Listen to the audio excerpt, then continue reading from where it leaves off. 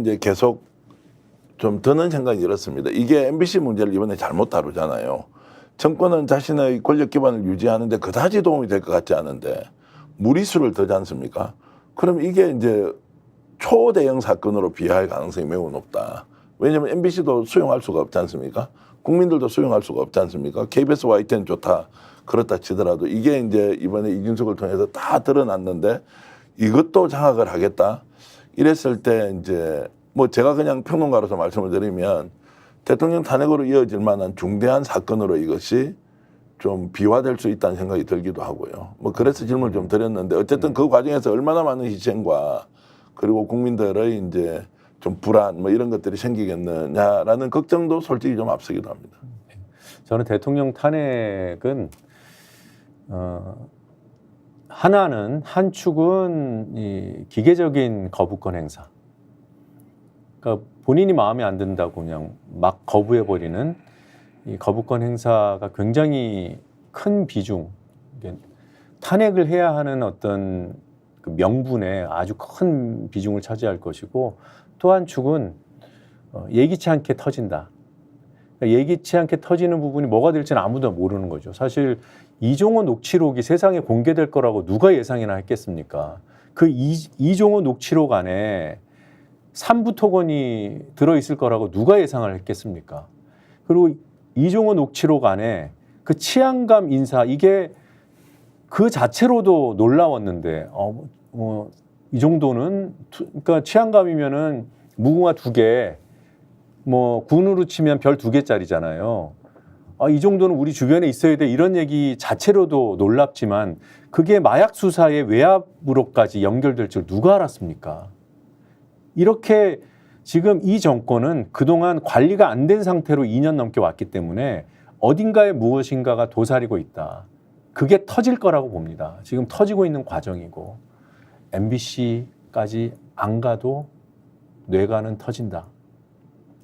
자칫 말씀을 잘못 드리면 뭔가 터지도록 기다리는 사람처럼 보이니까 저는 이제 MBC 문제가 그만큼 내부에 응축되어 있는 이 폭발력이 있는데 이걸 MBC를 장악함으로써 어느 정도 정권에 유리한 보도를 만들어낼 수 있다라고 하는 착각이 아마 착각이어서 큰 사건으로 변질될 수 있다라고 이제 생각하기 때문에 질문을 드렸고요. 그런데 일관되게 국힘 쪽에서는 문재인 정부나 과거에 뭐 민주개혁 정부가 있을 때도 다 방송 너희들 장악한 거 아니냐, 너희들 유리하게 다 끌고 갔는데 왜 우리한테만 유독 이렇게 시비를 거느냐, 이제 이렇게 얘기를 하고, 심지어 이제 YTN 출신이고 우리 스픽스 대표를 하셨지만 자 봐라 더불어민주당 저 사람들 원래 색깔이 이상한 사람 아니냐, 이제 이렇게 하면서 그 양비론을 이렇게 펴니다. 이 부분은 어떻게 봐야 됩니까? 저는 뭐 그 얘기를 하기 시작하면 뭐 서로 할 얘기들이 너무 많아요. KBS 고대영 사장 같은 경우에 소송에서 이겼잖아요. 그러니까 문재인 정부에서 할 말이 없는 거고요. 그리고 또 문재인 정부에서 방송 관련 그 지배구조, 공영방송 지배구조 바꾸는 법 통과 못 시킨 거 맞잖아요. 저는 민주당, 과거의 민주당이 받을 부분은 비판받아야 된다고 생각해요. 그런데 당연히 뭐 그런 비판과 무관하게 정권 차원에서 보도에 개입하고 막 지배구조 흔들고 지금 국민의힘 정부처럼 그랬나? 그건 아니에요. 현장에서 느끼는 겁니다. 그거를 똑같이 등치시키려는 그런 무리함이 있지만 그거 가지고 논쟁을 할 필요가 저는 없다고 봐요. 그래, 니들 말 맞아. 그러니까 이제 바꾸자고. 그럼 바꾸면 되잖아요. 바꾸기 싫어하잖아요. 그러니까 피장파장이라는 얘기는 당신들이 그랬으니까 우리는 못해, 이걸로 끝나는 거예요. 피장파장을 얘기하려면 피장파장이니 이제 다음 단계로 가자. 이게 이제 소위 말하는 이준석식 그 논리거든요. 저는 그냥 그렇게까지 인정해 줄 수 있다고 봐요. 그래, 피장파장이었으니 다음 단계 갑시다. 근데 안 하잖아요. 저들은 그냥 이 상태로 MBC까지 장악하는 걸 완료하고 싶은 거예요. 그걸 가지고 니들도 그랬으니까 할 말이 없다. 아니, 과거에 문제 있었어. 문재인 정부 때도 뭐 양의 문제일 뿐이지. 그래, 그런 욕심이 있었겠지. 욕심 부리지 못하도록 이제 선을 긋자고.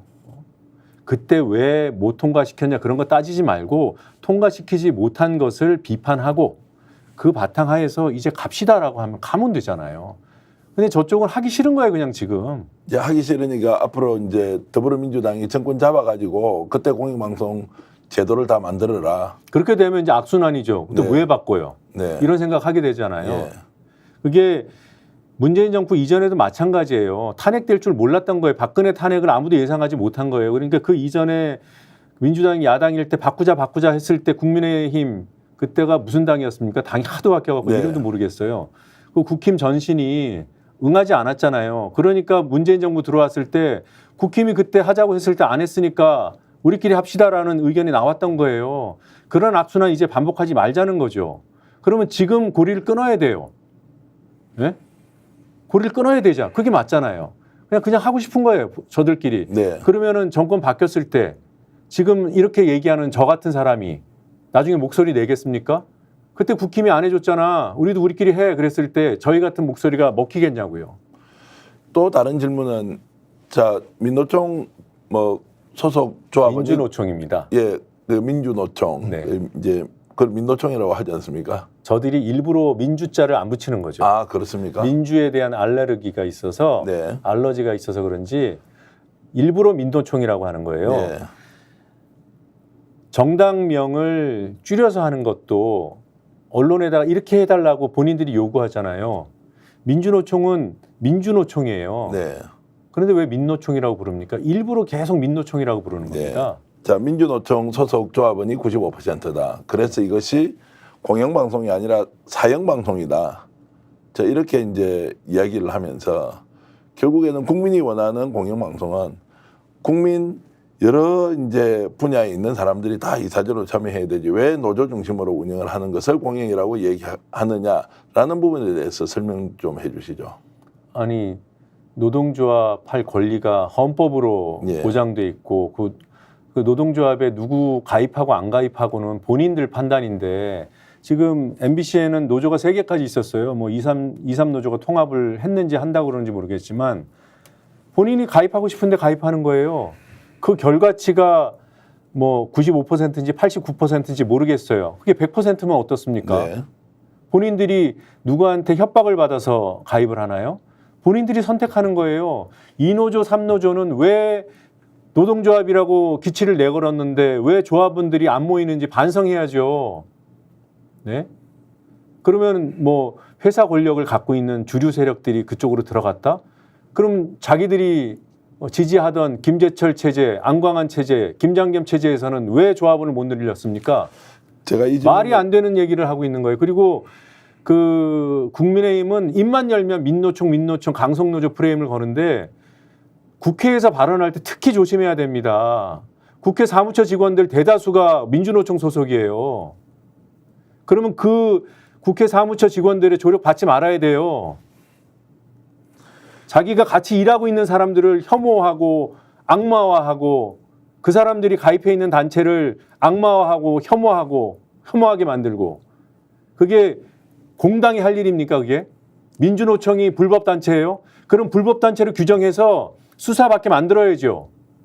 그게 책임 있는 여당이죠. 입만 열면 강성노조 불법 파업 얘기하는데 파업 불법으로 하면 가만히 내버려둬도 검찰이 알아서 두드려 잡습니다.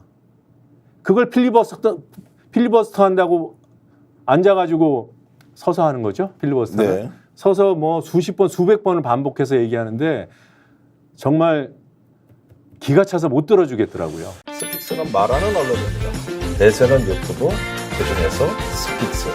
좋아요, 댓글, 구독, 알림 설정.